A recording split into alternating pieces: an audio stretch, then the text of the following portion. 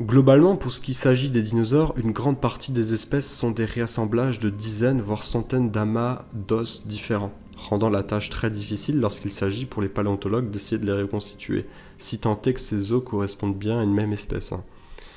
Sachant qu'on n'obtient jamais qu'une petite partie de l'animal, les squelettes parfaits et complets des dinosaures que l'on voit dans les musées sont des répliques factices produits dans les usines. Quant aux vrais os, en plus d'être incomplets, cassés, donc souvent inexploitables, ils logent dans des caisses à l'abri des regards. Mais imaginez simplement le nombre de personnes qui visitent le musée en croyant apercevoir d'authentiques squelettes de dinosaures, alors que c'est tout simplement pas le cas. Ces répliques d'animaux ont été reconstituées à partir de dizaines, voire de centaines de restes trouvés et disséminés à travers la planète, comme je l'ai dit précédemment. À savoir qu'aucun supposé dinosaure n'a jamais été retrouvé en entier, et qu'il s'agit toujours de reconstitutions et d'hypothèses. Donc tout ça, en fait, ça explique pourquoi parfois des articles apparaissent pour dire dans le plus grand des calmes qu'en fait, un tiers des dinosaures n'existeraient pas, car les paléontologues se seraient trompés. Sur toutes les espèces de dinosaures connues, 1 sur 3 serait une illusion. Alors non, cette information ne provient pas de Complot Magazine, mais c'est bel et bien la conclusion à laquelle ont abouti le célèbre paléontologue John Jack Horner, qui est l'auteur de quelques-unes des plus importantes découvertes récentes de restes de dinosaures, et de son collègue Mark B. Goodwin. Des différences morphologiques marquées entre jeunes et adultes auraient induit en erreur les paléontologues. Certaines espèces ne seraient donc pas distinctes. D'accord.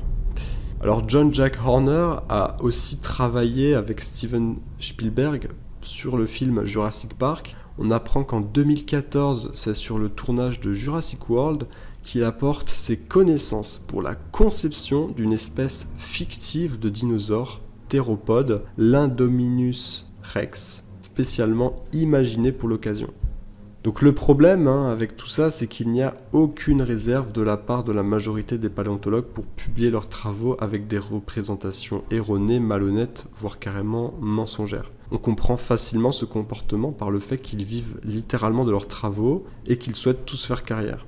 En plus de cela, ils sont complètement soutenus par la société qui ne se pose aucune question, que ce soit au niveau idéologique, à travers les cercles de recherche ou les musées, le monde du cinéma, du jouet, du jeu vidéo ou des parcs d'attractions.